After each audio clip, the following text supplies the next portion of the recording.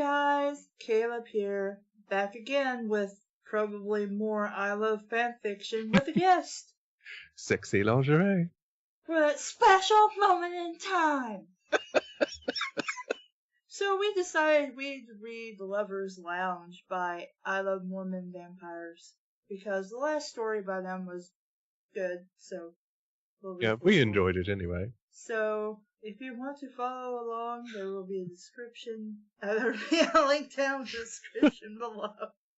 And this may be a prequel to the previous story, so listen in whatever order you reason out would be. Books Twilight on fanfiction.net by I Love Mormon Vampires, Lovers I can't talk now, damn it! Lovers Lounge. Edward Cullen wants to perfect the art of gentle love. You were right, perfect. Perfect? Okay. Yeah, it's perfect when it's a descriptor, but it's perfect when it is a verb. I don't care right now. Perfect the art of gentle love-making before attempting anything on Bella. So he takes a trip to a sex shop to pick up some educational materials. ... Rated M. Twilight and characters are copyrighted by Stephanie Meyer. And I already read all of this, so I'm just going to skip over it and start the first paragraph. Stephanie Meyer would be rolling in her grave if she had one. She's probably already rolling in it.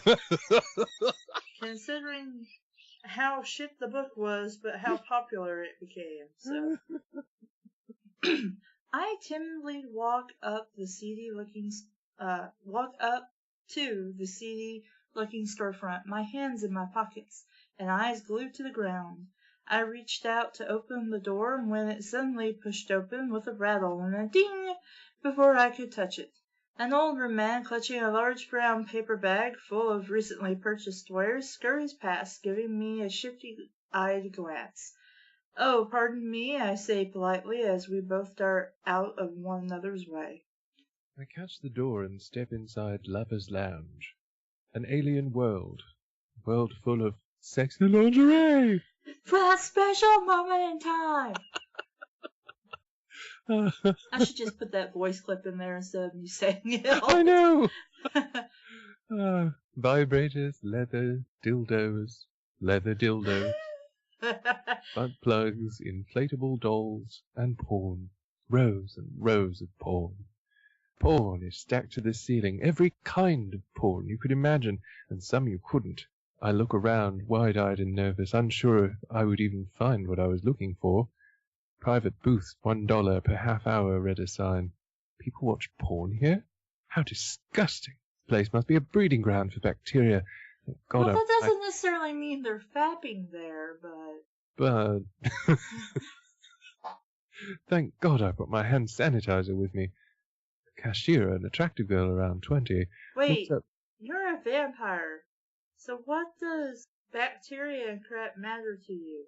You know, I would be inclined to say I agree, but some legends of vampires actually refer to vampires as extremely obsessive.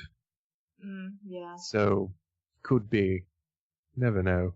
It's kind of ironic that I Love Mormon Vampires here has seemingly put in more thought than Stephanie Meyer did. Yeah. But, the cashier, an attractive girl around 20, looks up intermittently from the issue of Cosmo she is thumbing through, eyeing me up and down. I walk over to the hetero section of the DVD, scanning the covers and titles. Such smut makes me uncomfortable, a little roused. Of course, we had our naughty photographs and films back in my day, but my parents were careful to shield my innocent young eyes from such things. Curiosity rarely got the better of me in those days, though I did have friends who ogled such images from time to time. If nothing else, the goods in this shop were well organized. The cashier creeps up beside me to offer assistance. Can I help you find something, sir? She asks with a smile. I'm not sure, I reply. I'm looking for something instructional for me and my girlfriend. The girl seems surprised. Aw, too bad he has a girlfriend. This guy needs help. And I'm like, wait, Edward reads minds, I think, doesn't he? Yes. So I'm just like, wait, how can he read her thought? Okay. She thinks, twirling a lock of strawberry blonde hair, and wow, you really like strawberry author, don't you? Strawberry blonde hair and eyeing my crotch for a split second. Okay. He sure doesn't look like it. Oh boy, this is going to be awkward. I'm just like, somebody very forward. This is funny. I don't care what anybody says. This is funny as hell. Well, I have to agree with Edward here. If I could read people's minds and they're checking me out and I'm just like, and I have to talk to this person at the same time, I'm just going to be like, weird, very uncomfortable. To her credit, though, most people can't read minds at all, so... Yeah. Oh, well, we have some Karma Sutra stuff over here, some how to please your woman type stuff, but mostly on oral techniques, she says. Karma Sutra? Well, I already read it in the original Sanskrit. That might be too advanced for my Bella. Aw, are we calling Bella stupid? Well, I don't know. Maybe she wouldn't. Maybe he's thinking that she wouldn't get into original Sanskrit Kama Sutra. Maybe, but choice Let's of just wording. give him the benefit of the doubt. Choice of wording. I don't think she would be up to the challenge, and it might be dangerous with all that busy. Well, I have to give him credit here. Thank you. I'll have a look at those. The how to please your woman ones, I said quietly. I look around hoping none of the other customers hear any part of our conversation. I try desperately to close off the thoughts of a handful of perverts wandering around the store, but can't help but be bombarded with a series of disturbing images involving a man and an inflatable sheep. Yikes. Sadly, this is probably what goes through somebody's mind. Yeah. So I can't really say this is unrealistic. Yeah, I mean, when you're going into a shop like this, you're probably going to expect that there's going to be some weird stuff that you haven't ever thought about in that way. I'm surprised it's an inflatable sheep, not real sheep. There's so much I could say right now. But I'm just going to leave it at that. It would be so offensive to groups of people that I cannot let myself. I could start talking about Mr. Hands, but I don't think we want to go that far. Yeah. I looked through the DVDs suggested by the clerk, careful not to touch them too much. Who knows who had their hands all over them? Blech. One is called How to Make Her Come. While the title is vulgar, it seems like it might be helpful. Would you like to preview some of these? The clerk asks. We have private booths available if you'd like to make sure it's what you need. Watching porn in a public place? Gross. But I don't want to buy a bunch of useless DVDs. All I can say is, I wouldn't really find it gross. I would find it more, embarrassing. Because, I mean, we don't know how soundproof, these booths are. So, yeah. Yeah, but I need to know if this will help me make love to Bella in a safe way, a way that won't hurt her or risk her life. Okay, sure. Okay, dude, look.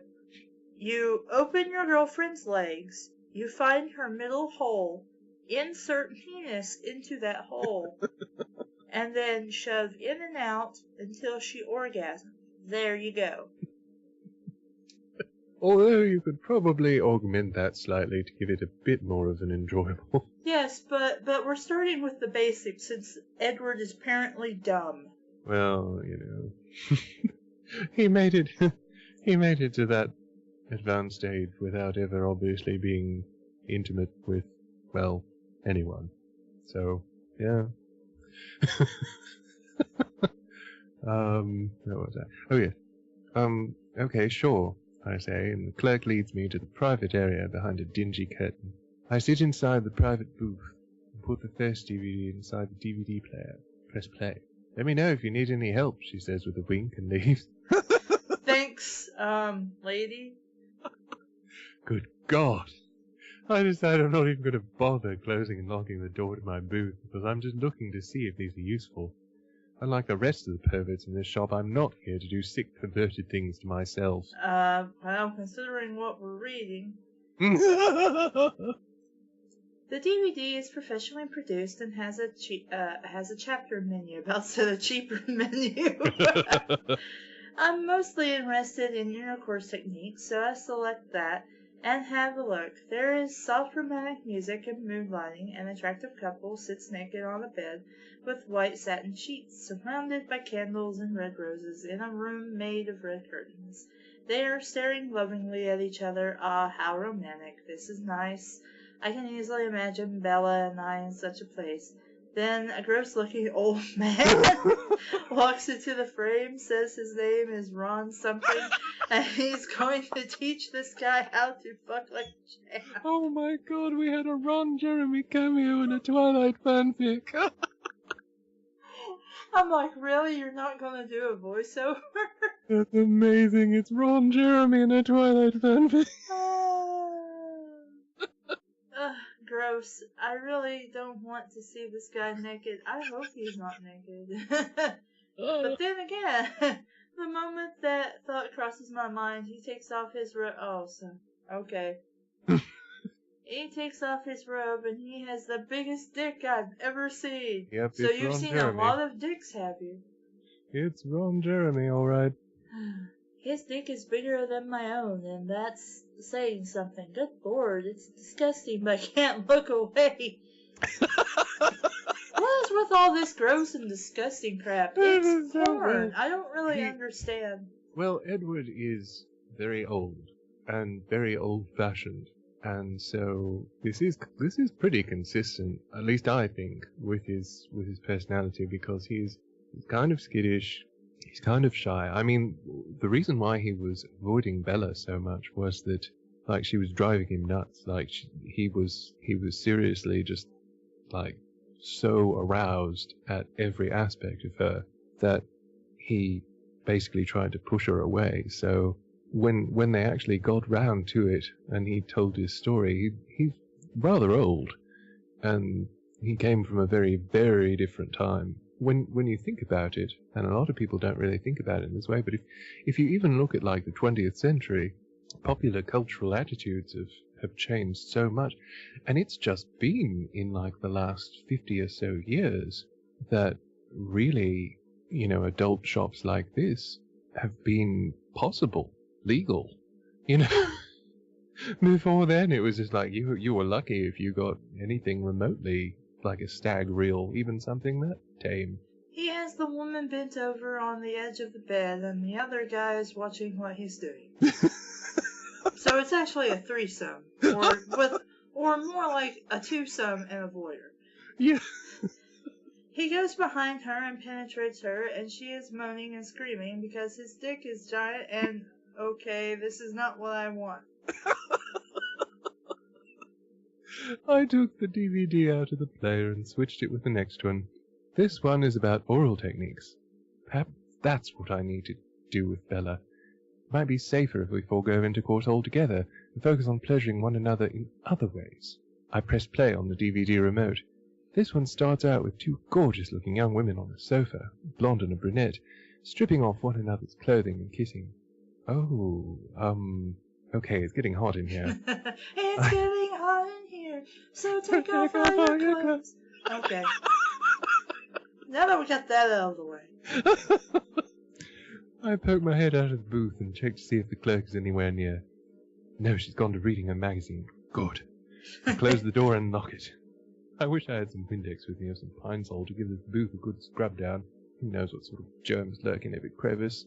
Then why are you in there? Well, I think we're about to find out.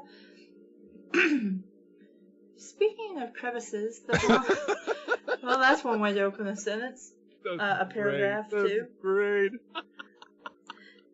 Speaking of crevices, the blonde has spread open the brunette's legs and is kissing her thighs, working her way up to, oh my, I need to focus, But this is making me way too horny. I've never seen anything like this before. Why am I so turned on by this? Clearly these two women do not care for men. But it was so arousing. The brunette is completely shaved down there. I could see everything. That must be the style now, I guess. I wonder if Bella shaves. I wonder how Bella looks down there.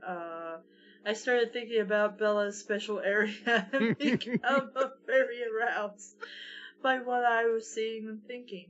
Before too long, my dick is rock solid and ready to rip through my pants.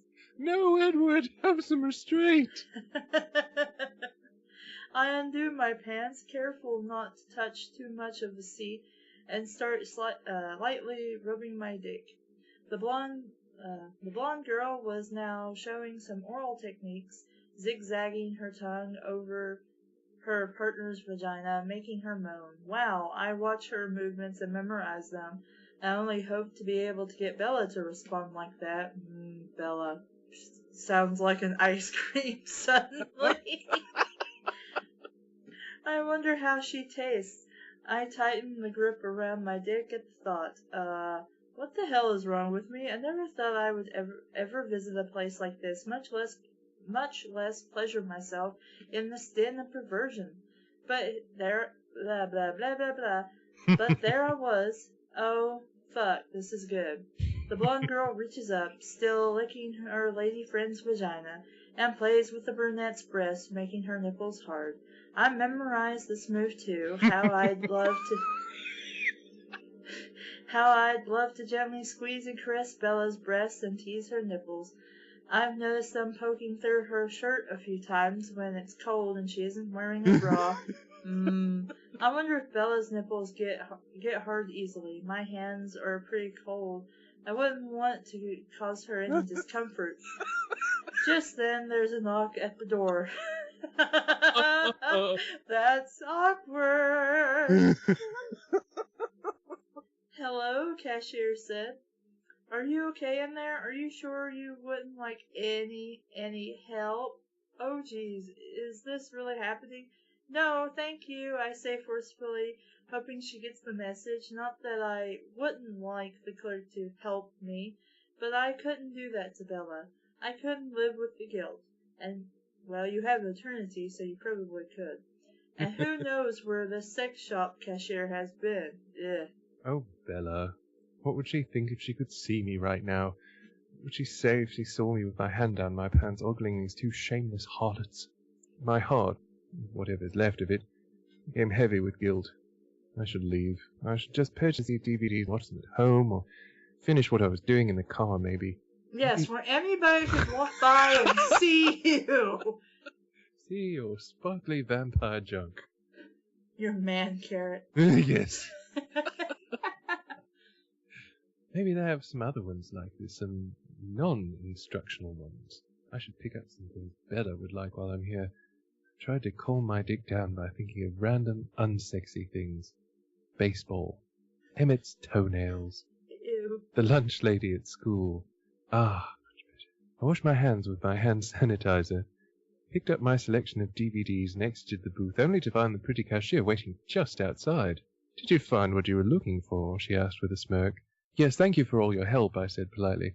Could you show me where I might find something else like this one? I said, showing her the DVD with two girls on it. Oh, sure, we have a lot of girl-on-girl stuff, she said, leading me towards the appropriate section. Thanks, I said. Oh, I wanted to pick up something for my girlfriend as a gift or something, but I'm not sure what to get her, I said, hoping she could help give a woman's perspective. The clerk smiled. Maybe some lingerie or a vibrator, a dildo maybe? You know, lingerie will never not be funny anymore. All I have to say, much like Dead Minnie, all I have to say is lingerie, and Hushicho giggles. A dildo? Would Bella like to stick some hunk of rubber up herself? I wonder if she had a vibrator. I never thought to ask if she was even interested in such things. Surely she wouldn't be. She couldn't be. My dear sweet innocent Bella, did she touch herself? And yet I couldn't be too sure. Oh, okay. Could you help me pick something out? I asked. I'm glad I can't blush because I would be bright red. I look at the girl on the DVD, girl-on-girl DVDs and find a few starring the same girls in the instructional video and grab them off the shelf, adding them to the small stack of smut I was already carrying. Why not? I'm going to hell anyway. I might as well do so thoroughly. Thank you, sir. At least you got a sense of humor about it. I love Mormon vampires. My hat off to you. I only wish Twilight were written this amusingly. Yeah, people probably wouldn't hate it as much. I know! If it was written by this person, it would be fine. God, I really actually kind of wish it were. Because just like they said in their note, you know, they don't take it very seriously. And how can you take it seriously anyway? Oh, me. A lot of people do, apparently. I know, it's mind-blowing.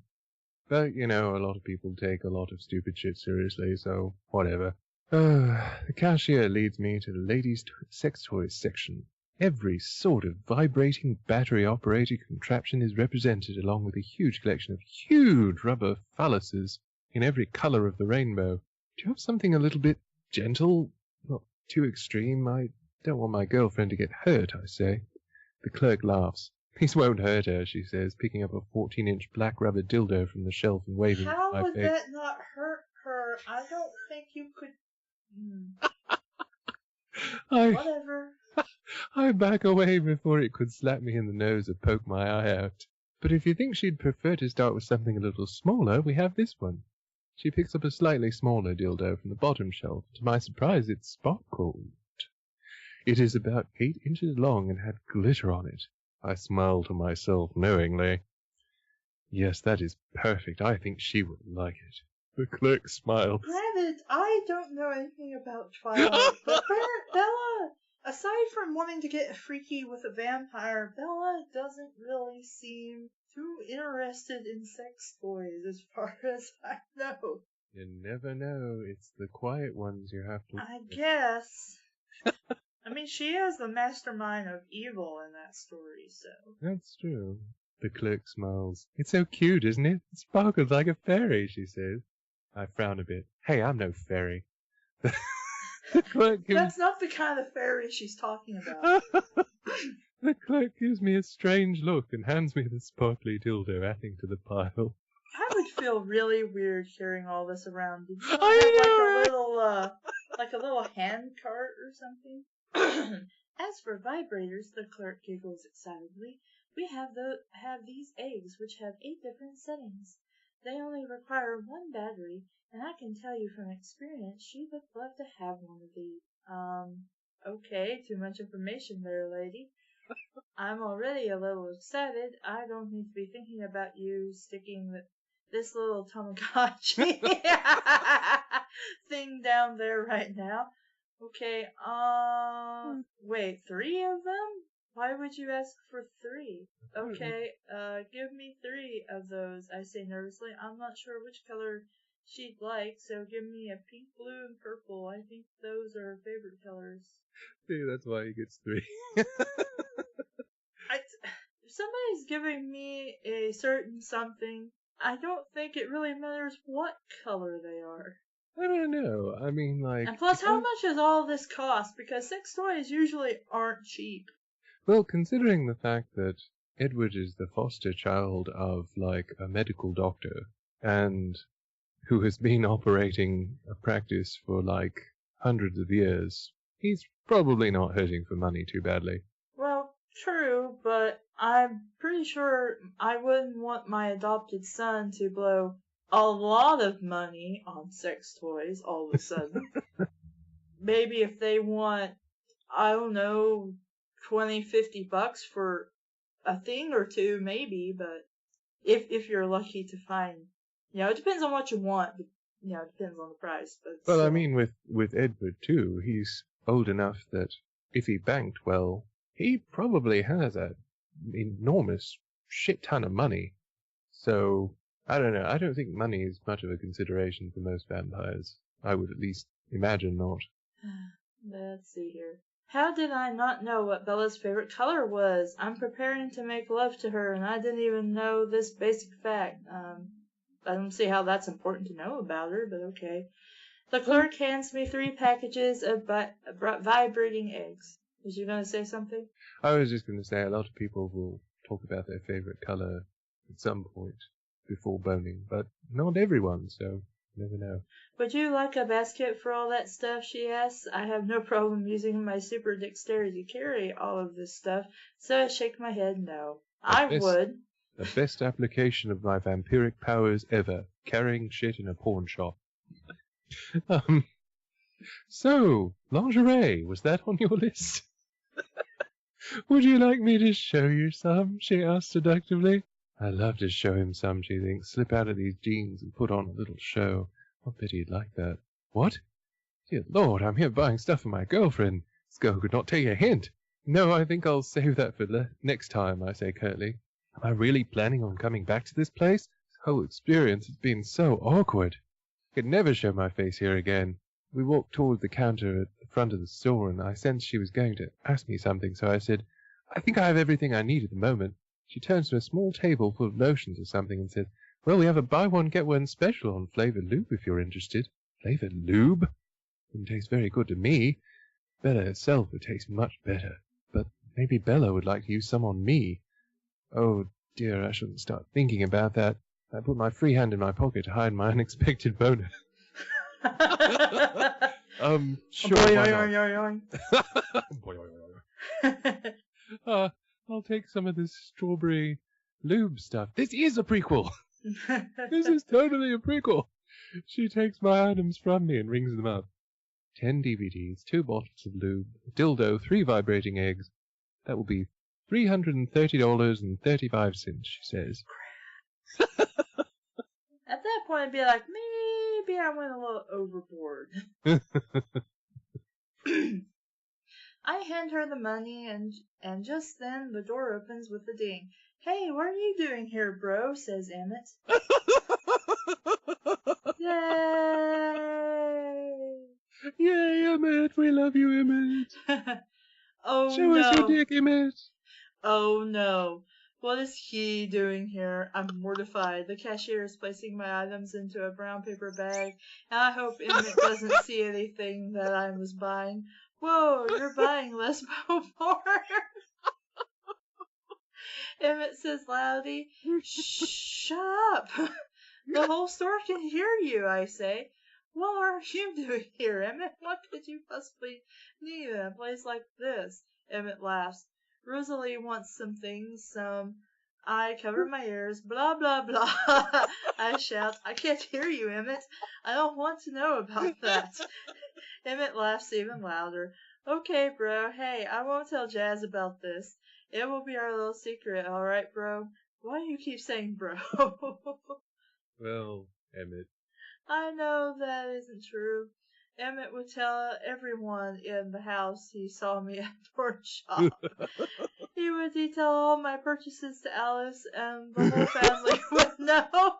You know, knowing Alice, that's actually a really funny statement. Sure, I say, taking my purchases from the counter. I bet you won't. You'll probably text them all as soon as I leave. The cashier giggles. I'm sorry my brother and I are causing such a scene, miss. Have a nice day.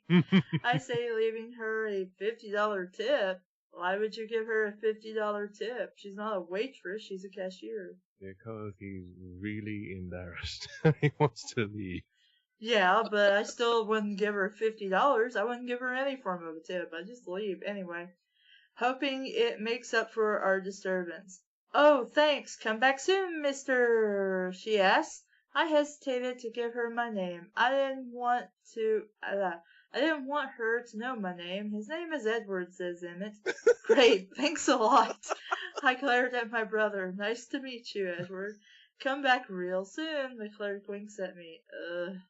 I take my brown paper bag full of smut and sex toys and walk out of the shop, hoping never to go back inside again. As I walk out the door, I hear Emmett burst out laughing.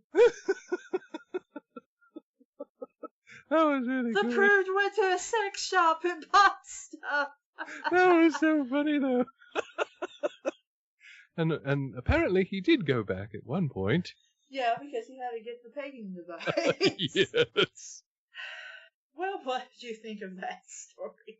I thought it was hilarious, and I think it actually made the other story we read even funnier. I actually kind of wish we'd read that I first. like this one better, but I guess mostly because it's just about somebody going to a sex shop and they've never been before, and it's kind of embarrassing. Because I remember my first time going into one with a married friend, because she's like, hey, will you go with me? Because she's like, I kind of don't want to go by myself. She's like, I don't mind going by myself. I just kind of don't want to. She's like, I want to pick up, see if there's anything I'd really want for my husband or, for me, that'd make my husband happy. And I'm like, well, I guess. I mean, we're both adults now, so sure, why not? So it took us forever to find it, but we finally did find it, somewhere in Knoxville, and it was weird, but I'm just like, okay, we stayed in there maybe 5-10 minutes, and then we left, and I'm just like, yeah, that's kind of what I expected. A lot of them aren't as tawdry as they're described. Yeah, I mean, they have a stigma against them, but I mean, it's just like any other store, really. Yeah. Honestly, I think that the worst part about them is that a lot of the lawmakers and laws are kind of slanted against them, so they have to take all kinds of precautions, and you can't see inside and all this stuff. So it makes them seem more imposing than they actually are, but in reality, they're just, I mean, you get the same sort of shit if you go into Spencer's Gifts. Mm-hmm. Something like that. It's basically the same damn thing. Most of it is just exactly the same stuff, except a little more explicit. Although I will say that one of the first ones that I ever went to, it had a feature, shall we say, that I turned into the most instantly identifiable feature in my comic Incubus Tales, which is a wall of dildos. Literally, this one place I went to very, very much earlier in my adulthood, it had literally a wall of dicks. And like every shape, size, and color, there it was on that wall. And that is something that has always stayed with me. It has been sort of an amusing feature. So I put that in my comic. I put that in Incubus Tales. That is one of the big features of fantasies. The main character's shop, it is the wall of dildos. Yeah, this is an okay story. I'm fine with it. Like I said, I thought it was more interesting to me than the previous story because, again, I'm not that prudish, really, but it is kind of awkward to walk into one. Well, it also, in a way, I think it was intended to be kind of one of those things where you're witnessing someone who is very out of his element. And so, in a way, it's kind of like you almost feel awkward for them. Mm-hmm. Because he's so awkward. He's so just fish out of water in this place, and he just... Meanwhile, Emmett, of course, being the more worldly one, has been in here many times. He's very comfortable with it. But Edward, he's very, very traditional. He's very old-fashioned. He's probably never even set eyes completely on a place like this. He certainly never thought about actually going. Well, I'll be honest. If somebody showed up and started broadcasting, like, my porn collection and all that to the world, I don't think I'd be very happy about that. In fact, I would be pretty embarrassed. As has sort of been mentioned on the show before. Or, to be more accurate, as was avoided mention. Yes. Well, it wasn't exactly avoided, I just edited some things out. Let's just say Which ended up being one of our funnier moments, actually. Funnier because of the fact that suddenly admitting to something and then edit. Well, that was a good conversation. It was a very awkward conversation where I was highly embarrassed. But anyway. I am sorry for that. I have so little shame that I don't really think about it. And since I deal with those sort of topics just about every day, especially with the comic that I do. Mm-hmm. I rarely even think anything of it. And, Well, like I so said, I'm a private person. I keep private things private. Oh yeah. Well, I understand that, and it's funny because like some things I am very private about, but other things I'm fairly open about. It's kind of weird like that, I guess. But anyway, I thought this was a funny story. I like this story too. Again, not really something I'd read on my own, but it's fine.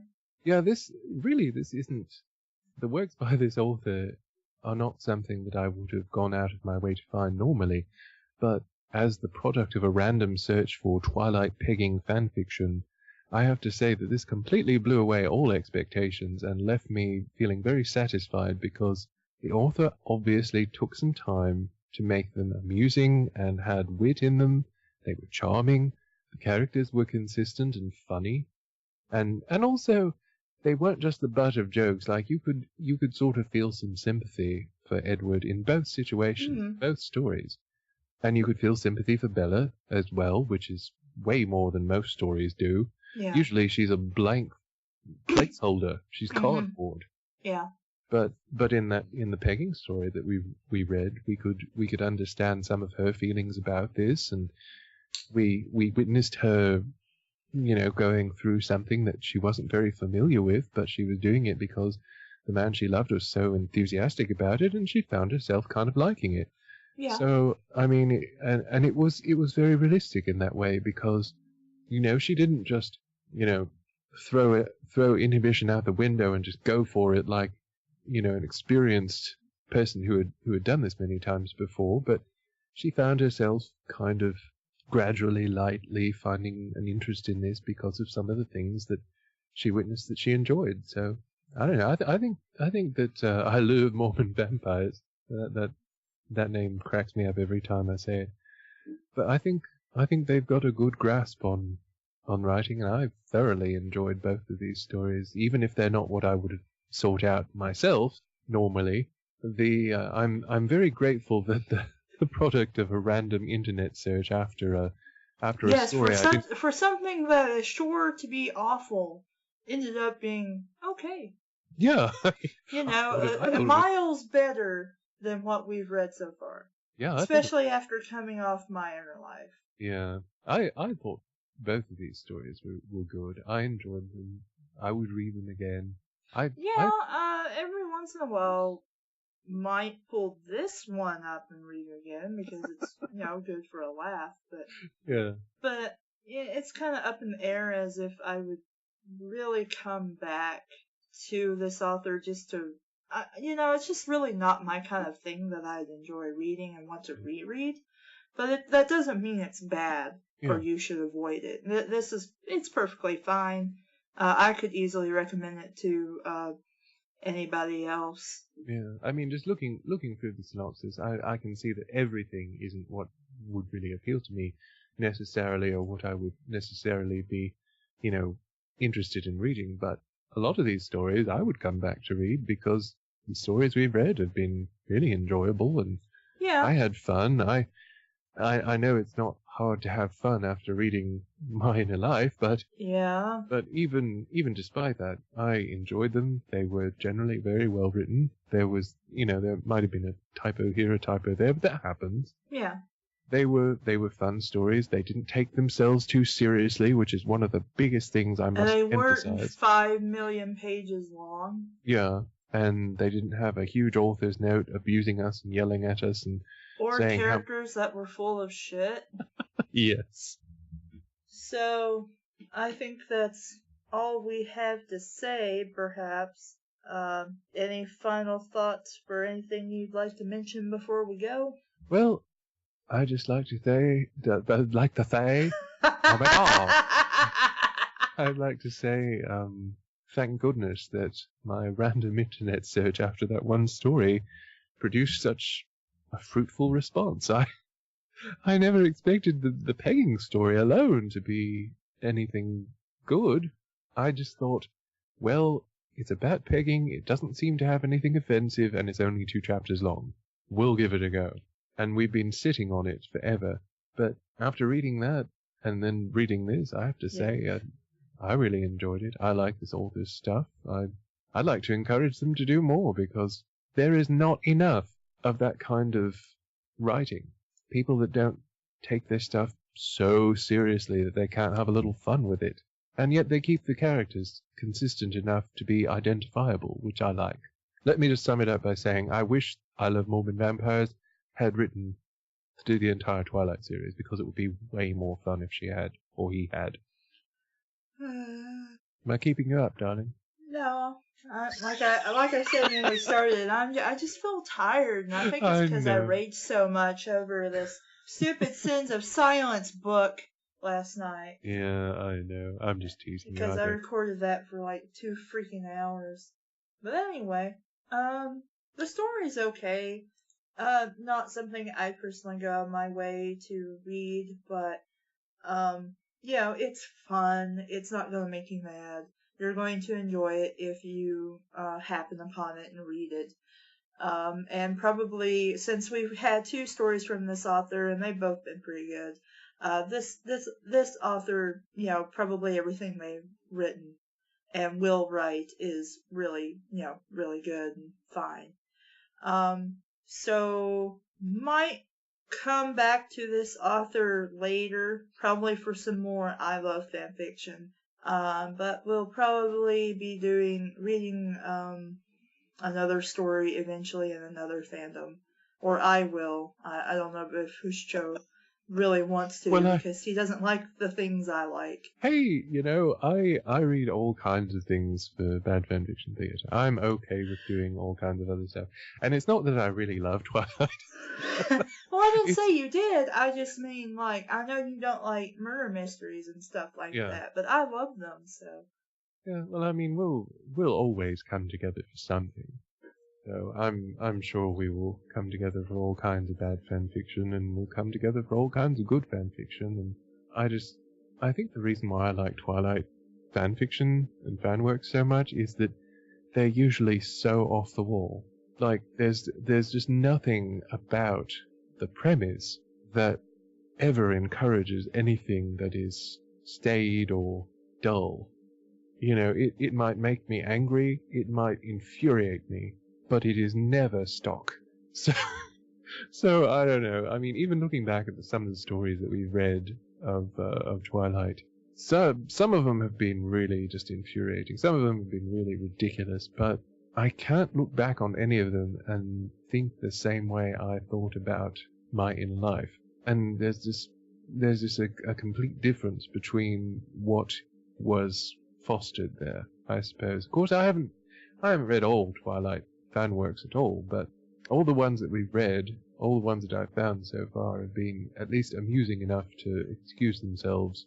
So, I don't know. Stupid, but amusing to read with you, so.